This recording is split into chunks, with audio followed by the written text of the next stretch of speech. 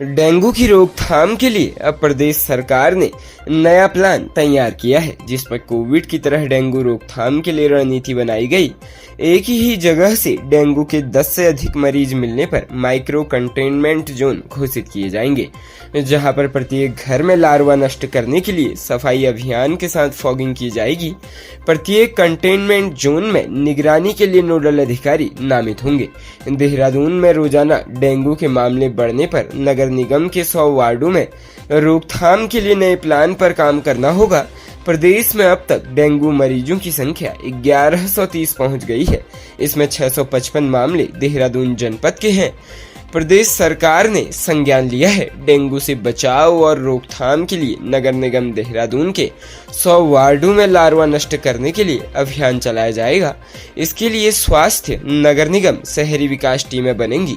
किसी मोहल्ले में डेंगू के 10 से अधिक मरीज मिलने पर उस क्षेत्र को माइक्रो कंटेनमेंट जोन बनाकर नोडल अधिकारी तैनात किए जाएंगे।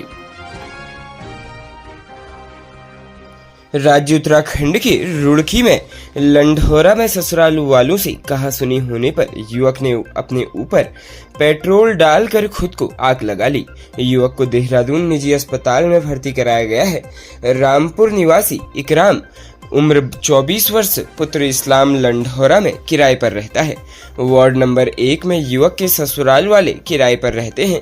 युवक शुक्रवार रात को ससुराल में आया था। इसी दौरान किसी बात को लेकर युवक के ससुराल पक्ष से कहासुनी हो गई। कुछ देर बाद युवक ने बोतल में पेट्रोल लाकर ससुराल के घर के बाहर अपने ऊपर तेल डालकर आग लगा ली। चीख पुकार होने पर लोगों ने पानी डालकर आग बुझाई, लेकिन तब तक युवक गंभीर रूप से झुलस चुका था। चौकी प्रभारी पुष्पेंद्र सिंह का कहना है कि युवक के परिजनों ने उसे देहरादून के एक निजी अस्पताल में भर्ती कराया है। चौकी प्रभारी का कहना है कि इस संबंध में अगर कोई शिकायत मिलती है तो मामले में छानबीन की जाएगी। राज्य उत्तराखंड में दवा बनाने वाली कंपनियों को अब दवा अनुमोदन के लिए मशक्कत नहीं करनी पड़ेगी। इसके लिए केंद्रीय औषधि मानक नियंत्रण संगठन ने एम्स ऋषिकेश परिसर में अपना जोनल कार्यालय खोल दिया है। यहाँ असिस्टेंट ड्रग्स कंट्रोलर स्तर के अधिकारी की भी तैनाती की गई है। एम्स ऋषिकेश ने संगठन को अपने परिसर में स्थान उपलब्ध कराया है। भारत सरकार के स्वास्थ्य सेवा महानिदेशालय, स्वास्थ्य और परिवार कल्याण मंत्रालय के तहत केंद्रीय औषधि मानक नियंत्रण संगठन CDSCO भारत का राष्ट्रीय नियामक प्राधिकरण NRA है। इसका मुख्यालय FDA भवन, कोटला रोड, नई दिल्ली स्थित है। इसके 6 जोनल कार्यालय, 4 उप जोनल कार्यालय, 13 बंदरगाह कार्यालय और देश भर में 7 प्रयोगशालाएं हैं। अब प्रत्येक राज्य में CDSCO का एक जोनल कार्यालय खोला जा रहा है। उत्तराखंड राज्य का यह कार्यालय ऋषिकेश में खुल गया है। इसके लिए एम्स ऋषिकेश प्रशासन ने अपने फार्माकोलॉजी विभाग में जगह उपलब्ध कराई है। यहाँ जोनल कार्यालय का संचालन शुरू हो गया है। ड्रग्स एंड कॉस्मेटिक्स एक्ट के तहत CDSCO दवाओं के अनुमोदन, क्लिनिकल परीक्षणों के संचालन, दवाओं के लिए मानक निर्धारण, देश में आयातित दवाओं की गुणवत्ता पर नियंत्रण और विशेषज्ञ प्रदान करके राज्य औषधि नियंत्रण संगठनों की गतिविधियों के समन्वय के लिए जिम्मेदार है। CDSCO राज्य नियामकों के साथ रक्त और रक्त उत्पादों, IV तरल पदार्थ, वैक्सीन और सेरा जैसी महत्वपूर्ण दवाओं की कुछ विशेष श्रेणियों के लाइसेंस देने के लिए संयुक्त रूप से जिम्मेदार है। प्रदेश के कनखल थाना क्षेत्र में दामाद ने अपनी सास के साथ मारपीट कर सिर फोड़ दिया। साले और पत्नी को भी हत्या करने की धमकी दी। साले की शिकायत पर पुलिस ने आरोपी जीजा के खिलाफ मुकदमा दर्ज कर लिया है। मामले की जांच शुरू कर दी गई है। पुलिस के अनुसार ओम प्रकाश मिश्रा निवासी रमा विहार कॉलोनी, जमालपुर कला ने शिकायत देकर बताया कि 7 सितंबर को वह घर पर नहीं था। इस बीच उसका बहनोई धनंजय पांडे निवासी बजीरपुर थाना अशोकनगर दिल्ली अपने कुछ साथियों के साथ घर पर आया। यहाँ उसकी मां को अकेला देखकर गाली गलौज करते हुए मारपीट की और सिर फोड़ दिया। आरोप लगाया कि उसकी बहन के साथ भी मारपीट करता है, उसे भी हत्या करने की धमकी देता है, इसीलिए उसकी बहन मायके में ही रह रही है। आरोप है कि मारपीट के बाद थाना हत्या करने की धमकी देते हुए निकल गया। थाना प्रभारी नीतीश शर्मा ने बताया कि आरोपी धनंजय पांडे के खिलाफ मुकदमा दर्ज कर लिया गया है। मामले की जांच की जा रही है। राज्य के रायपुर क्षेत्र में एक युवती की नृशंस हत्या कर दी गई। उसका शव थानो मार्ग से सिरवालगढ़ जाने वाले रास्ते के किनारे नाले में अर्धनग्न अवस्था में पड़ा मिला।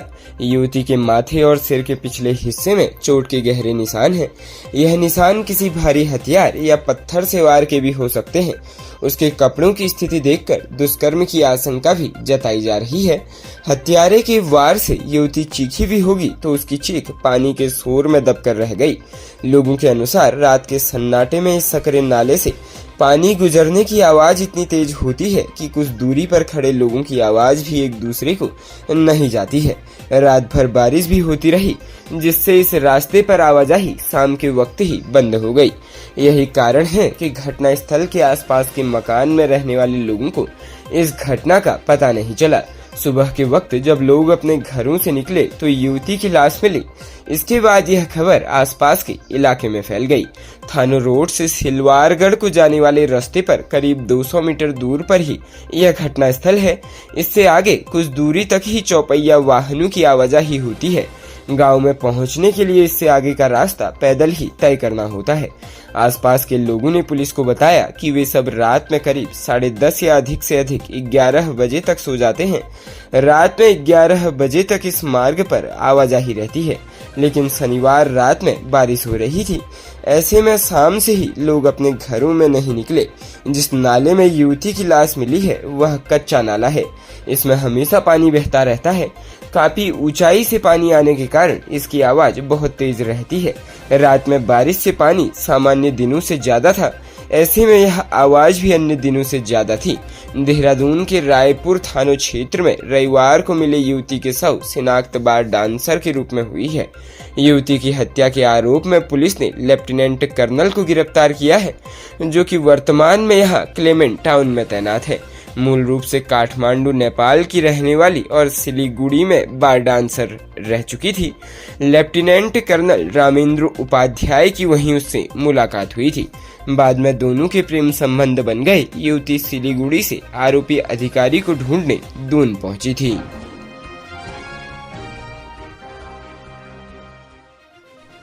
राज्य उत्तराखंड के कनखल नगर कोतवाली क्षेत्र में एक रेहड़ी लगाने वाले की युवक की हाथी पुल के पास गोली मारकर जान ले ली गई। मुख्य आरोपी को पुलिस ने कुछ ही देर बाद हिरासत में ले लिया है।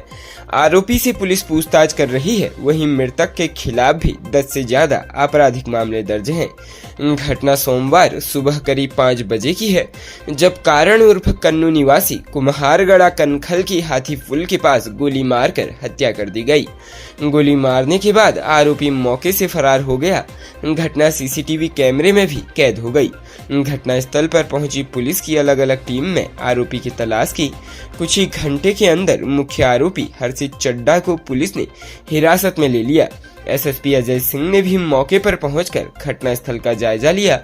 एसएसपी ने बताया कि मुख्य आरोपी हर्षित चड्डा को हिरासत में ले लिया गया है। उससे पूछताछ की जा रही है। आखिर हत्या के पीछे का क्या कारण रहा। उन्होंने बताया कि मृतक के खिलाफ भी 10 से अधिक आपराधिक मामले दर्ज हैं। उसके खिलाफ गुंडा एक्ट और शराब तस्करी आदि मामले दर्ज हैं। खबरों में बने रहने के लिए धन्यवाद।